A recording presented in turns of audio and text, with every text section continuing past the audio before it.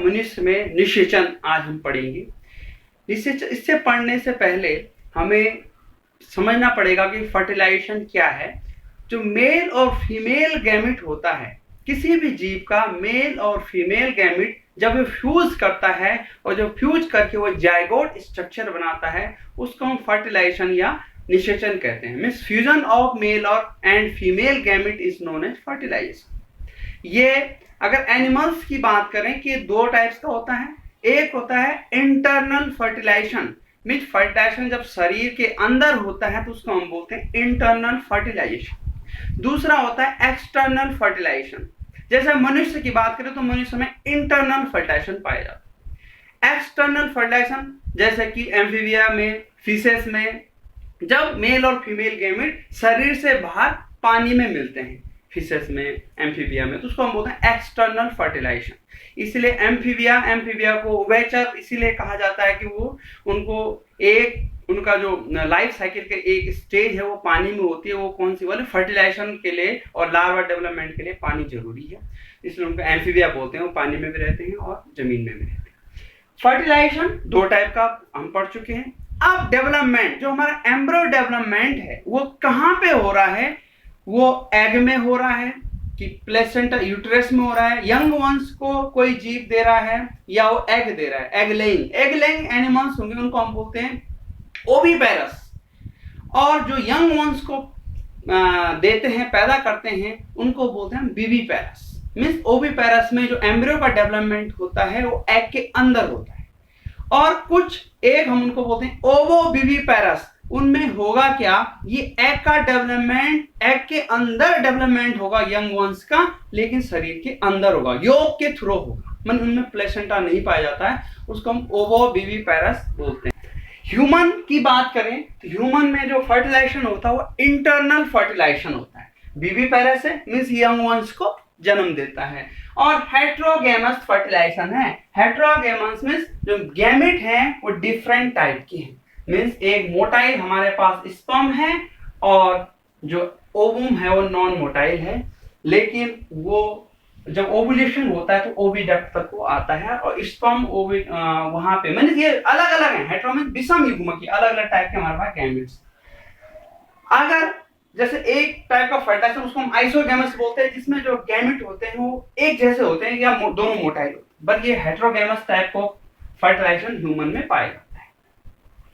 अब फर्टिलाइजेशन से पहले की जो प्रोसेस है, कॉपुलेशन के बाद जब मेल और फीमेल मेटिंग के लिए मिलते हैं, उनमें सेक्सुअल कांटेक्ट होता है, तो जो इंसेमिनेशन एक प्रोसेस है, इंसेमिनेशन में जो स्पर्म है, जो सीमेन है, वो फीमेल के जेनिटल ट्रैक्ट में इकट्ठा होता है, जाता है। उसको हम उस प्रोसेस को हम बोलते हैं इंसेमिनेशन। सर्विक्स में ज्यादातर एक प्रोसेस होती है, सर्विक्स के रीजन में, यूट्रस के, उसको हम बोलते हैं इंसेमिनेशन, वीर्यसेचन।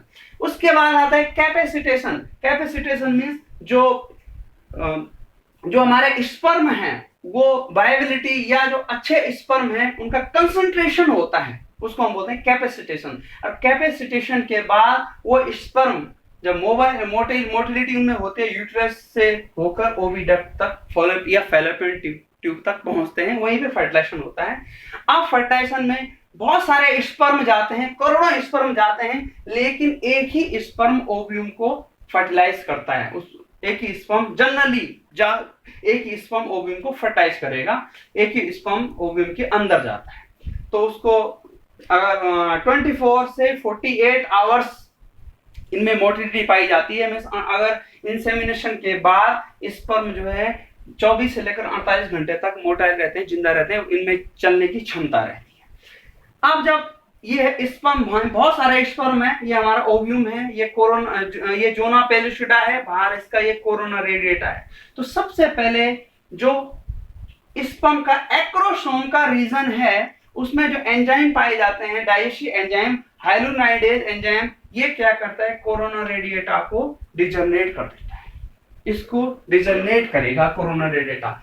जब ये एक्रोसोम पार्ट कोरोना रेडिएटा को डिजनरेट करके अंदर जाता है तो एक्रोसोम खुल जाता है और उससे जो एंजाइम निकलता है एक्रोसिन और जोनालाइसिन, वो जोना पेलुसिडा को न्यूट्रल कर देता है, डिजनरेट कर देता है। उसके बाद और एनिमल पोल पे फर्टिलाइजेशन कोन, एग द्वारा एनिमल पोल, जो एनिमल पोल होगा एग का, मानो बात ये एनिमल पोल है, ये वेस्टर्न पोल है, यहाँ पे स्पर्म आया, तो एनिमल पोल पे फट मीन्स जो एनिमल पोल की साइड जो ज्यादा स्पर्म होंगे वहां पे फर्टिलाइजेशन कोन बनता है, और उसके थ्रू ये टेल भारी छूट जाती है, और अंदर जो इसका उपप्लाज्म है हमारे स्पर्म का, वो एग के अंदर चल जाता है, और दोनों न्यूक्लियर मिलके बनाते हैं सिनकैरियोन। उस स्ट्रक्चर को हमको बोलते हैं सिनकैरियोन, और उस फेनोमेनन को बोलते हैं सिनगैमी, और उसी से बनता है zygote. Means male and female gamete का मिलना क्या कहलाएगा, सिनगैमी, और जो दो गैमेट है न्यूक्लियर जो मिले उनको हम क्या बोलेंगे, सिनकैरियोन, और उससे जो स्ट्रक्चर बनता है उसको हम बोलते हैं जाइगोट। मींस स्पर्म और ओवम मिलकर क्या बनाते हैं, जाइगोट।